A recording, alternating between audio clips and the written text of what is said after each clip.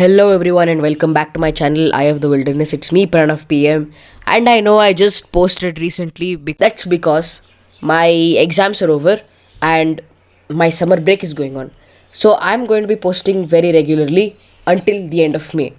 Anyways, getting back with the video, today we are going to be looking at an epic battle between the king of the jungle, the lion, and the tiger, the fierce hunter. Both of these are really strong animals, and we don't know who might win in this fight. To crown the winner, we are going to be looking at all the facts, the statistics, and the probability of each of them to win in a fight. A little disclaimer from my side: I do not support any kinds of animal fights, even in the wild or even human encouraged animal fights. These are a complete no from my side because they are actually very threatening to the animals. The fights could actually end up taking their lives. So I hope they never cross paths in real life, but we are analyzing the situation and making them cross paths in the video. Anyways, let's get back to the video. The tiger, known as the king of beasts, and the lion, known as the king of the jungle, are both considered legends and highly respected animals of the jungle. These creatures are world renowned, and for a good reason. The lion is also called the king of the jungle because of its mane, which gives it a regal look like a king with his crown. Throughout history, the African lion has been a symbol of courage and strength in many scriptures and cultures, whereas tigers are the most powerful and most athletic felines in the world, and many cultures consider the tiger to be as the symbol of courage, strength, and dignity. They're also one of the most recognizable members of the cat family due to their black stripes, orange coat, and their white markings. Size and description. Lions are the only big cats which have a clear demarcation between males and females. That is, there is a clear idea of what a male looks like and what a female looks like. The males are larger in size and have a thick mane around their neck to protect them in fights, since the male lions are always engaged in dangerous fights with other lions or buffaloes. The total height of a fully grown lion ranges from 6 to 7 feet, and the weight of a fully grown lion is about 120 to 200 kilograms. Only the male lion has that thick fuzzy mane which helps in protection. It extends down to the neck. An extra bit of hair to its tail called a tuft. Tigers vary in color, size, and shape according to their subspecies. An average Bengal tiger has a dark orange coat with dark black stripes with white markings on the underbelly and the face. Even some parts of the paws and the legs are covered in white. An average Bengal tiger weighs about 220 kgs and has a height of 6 to 7 feet added to 3 feet of tail. Range and habitat. Tigers usually live in dense forests, grasslands, or scrublands. In Siberia, they live in taigas and places with more water density. India has the world's highest tiger population, and the tigers in India constitute up to 70% of the world's tiger population. India is also the only country which has both the lion and the tiger in the wild. Tigers migrated from Africa all the way to Asia, and the tigers are not found in Africa anymore, except for a privately owned land where tigers have been reintroduced. In Asia, tigers are found in places like India, China, Vietnam, Laos, Malaysia, and etc. Diet and hunting styles. Both the lion and the tiger are pure carnivores.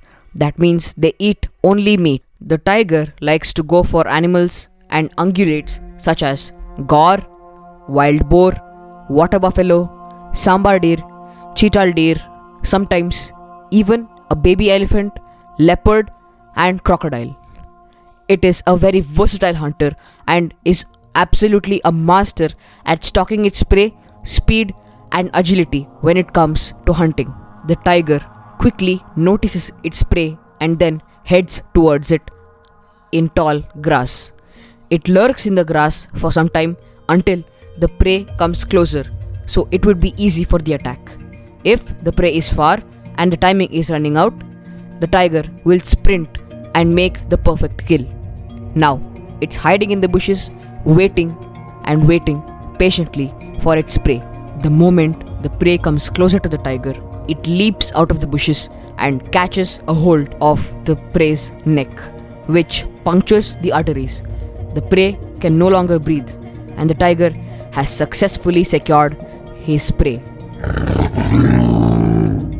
The lions are pure carnivores and have a diet consisting of buffaloes, antelopes, zebra, wildebeest, hippos, giraffes, and impalas. Lions also steal kills from leopards, cheetahs, and hyenas. The hunting styles of the lion and the tiger are completely different. The male lions do not take part in hunting activities as much as the female lions, the lionesses. Anyways, when the lionesses spot a herd, they corner it, and one of the lions leaps out of the bush and scares the herd. The herd panics and runs towards a particular place where there are the other lionesses positioned waiting for the attack. When the prey is in place, all of the lionesses go in for a combined attack and then finish the job. They pick one out of the herd and then chase after it, tire it out, pounce, and finish the job.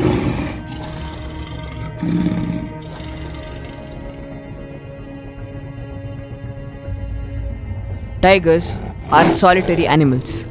That means they do not live in packs or herds. Instead, they stay alone and stick to themselves. They are only seen together while mating or raising cubs. Otherwise, they are alone, like most wild cats. They have strict boundaries and are very territorial animals. They do not tolerate the presence of other tigers, bears, leopards, and so on. A male tiger's home range extends up to 100 square kilometers, whereas a female tiger's home range extends from 20 to 30 square kilometers. A main reason why tigers get to breed a lot is because there are many female territories in a huge male's 100 square kilometer territory, and that is why the male tigers work really hard to defend their territory, females and cubs. Male tigers who have not fathered the cubs will kill the cubs to push their own bloodline forward.